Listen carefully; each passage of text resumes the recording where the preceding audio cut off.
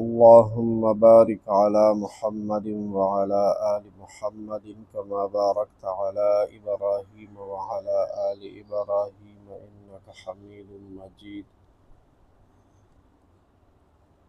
انزل سوا و اتیایم نمبر حدیث شریف ہے، 1587 نمبر حدیث شریف ہے. د قیامت په ورځ به دریو کسانو سره الله تعالی په خپله جګړه کوي. الله دې مو ساتي. وعن ابي هريره رضي الله تعالى عنه عن النبي صلى الله تعالى عليه وسلم قال.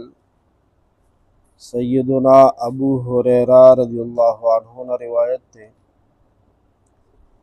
ابو هريره رضی اللہ عنہ نے دے اللہ پاک راضی شي، اللہ پاک دې د خپل ځان ناراضي کی. الله پاک د زما ستاسو د ټول امت د طرفه بهتري بدلی ورکړي. عن النبي صلى الله تعالى عليه وسلم قال. جناب نبی کریم صلی اللہ علیہ وسلم دا پاک ارشاد نقل کئی امت تیرا رسی. جناب نبی کریم صلی اللہ علیہ وسلم ارشاد فرمائلے دے. قال اللہ تعالی، چھے اللہ تعالی فرمائلی دی. دا سے حدیث تا حدیث قدسی وئی. صحابی وی نبی علیہ السلام فرمائی دی، نبی علیہ السلام فرمائی وی اللہ تعالی فرمائی دی، خدای پاک ویلی دی.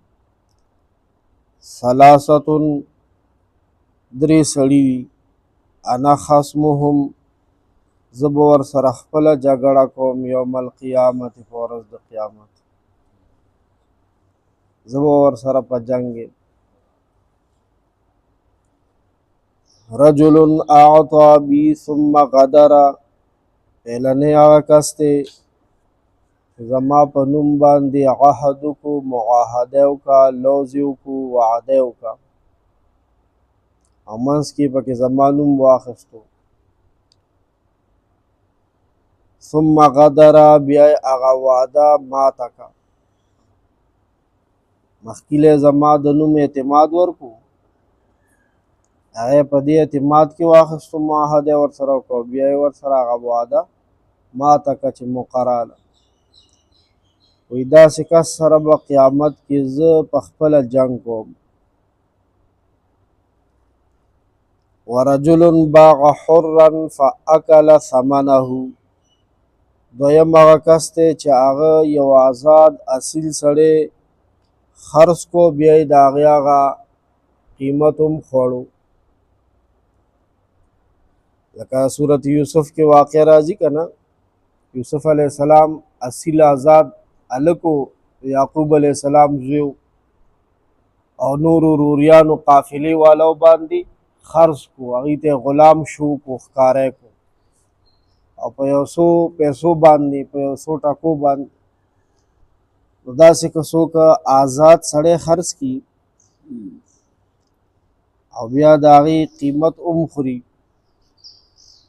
اللہ پاک فرمائی دے کس سر با قیامت کے زد جنگ کوما. ورجل استاجر اجیرن، او درم آغا کس دے چی یو مزدوری پا مزدوری باندیونیو، یو مزدوری پا مزدوری باندیونیو.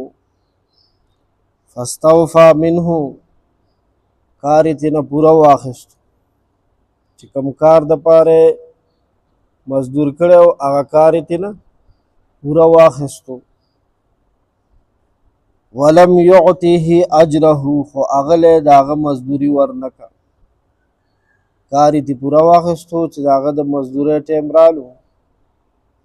حالانکې زموږ شریعت پیغمبر علیه السلام څه وایي چې مزدور له کله د هغه مزدوري ورکړه چې خولیل او څه شوي دي،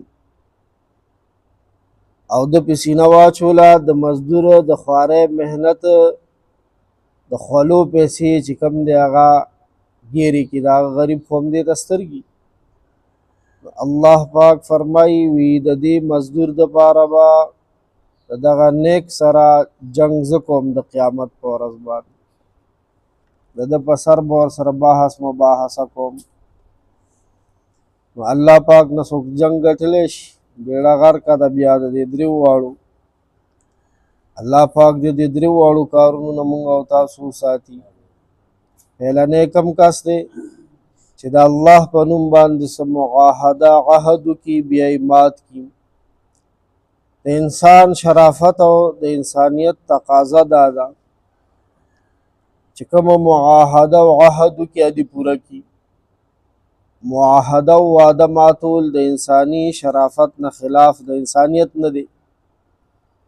او بیا لا دا چې هغه معاهده او عهد د الله تعالی په نوم باندې کړی، دې کې خو به دی د الله مخ هم کوي، دا خو به ضرور پوره کوي. نو دا ماتول د الله تعالی د غضب مستحق جوړیږي سړی چې د الله په نوم یې وعده کړي، دا قسمونه هم پکې راځي.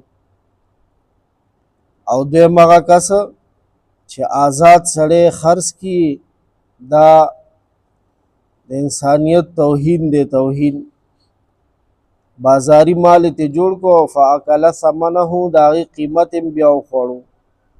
دا جمله د مزید تنبیه دپاره ده.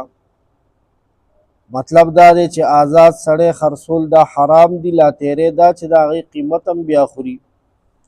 او دریم هغه کس دی چې مزدور نه کار واخیستو، مزدوري ورته ادا نه کا، د سړي محنت د هغه قیمتي سرمایه دا د لاس په محنت نه، دا ډېره قیمتي سرمایه وي. دا ډېره د لوی ظلم خبره ده چې د یو غریب مزدور د وینې خولې د هغه محنت یو ځای شوی دی او کار شوی دی او بیا ولا مزدوري ورنه کي. دا د الله تعالی د قهر مستحق ګرځي. دا درې واړه کسان الله دې حفاظت وکړي. یا ارحم الراحمین، یا ارحم الراحمین، یا ذا الجلال والاکرام، یا ذا الجلال